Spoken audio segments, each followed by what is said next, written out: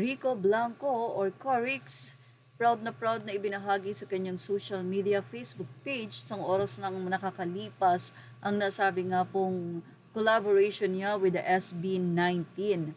Ang pagkanta nila ng Liwanag sa Dilim at ang pagsayaw niya sa kanta ng Dungka ng SB19.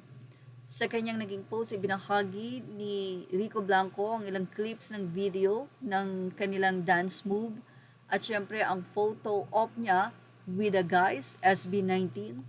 Meron itong caption na tumabi ako sa kanila, ang saya.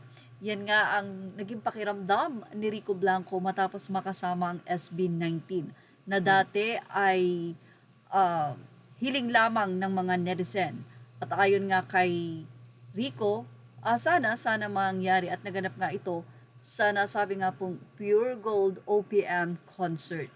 Anyway, sa nasabing post na ito ni Rico Blanco, meron na po itong 3,000.8 na likes sa loob lamang ng 1 hour at may 171 comments at 189 shares.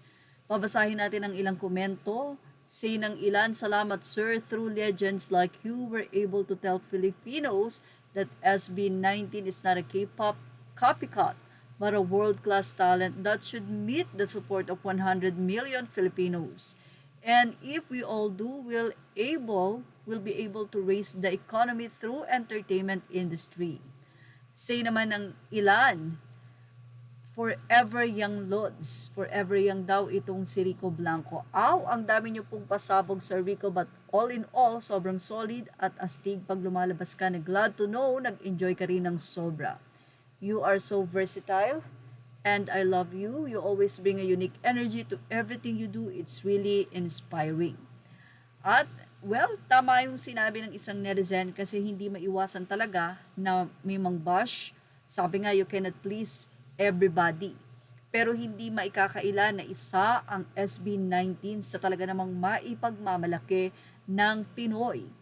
Kapag nadinig nyo sila live, kahit nga walang music a cappella, makikita nyo na napakaganda talaga ng timbre ng boses. Hindi lang yan ang dedication nila sa training. At ayon nga kay Pablo, okay lang magkamali, pero huwag. Sa isang interview, ito ay sinabi ni Pablo. Ayon sa kanya, it's okay to make mistake, but don't. A lot of people watching us, so do good today. Yan ang kanyang naging pagbabahagi. Yeah, tama nga naman. Well, ano ang masasabi nyo about dito? Ilagay na ang inyong opinion sa ating comment section. Images are all credit to the rightful owners. Thank you for watching. Now, please like, share, and subscribe.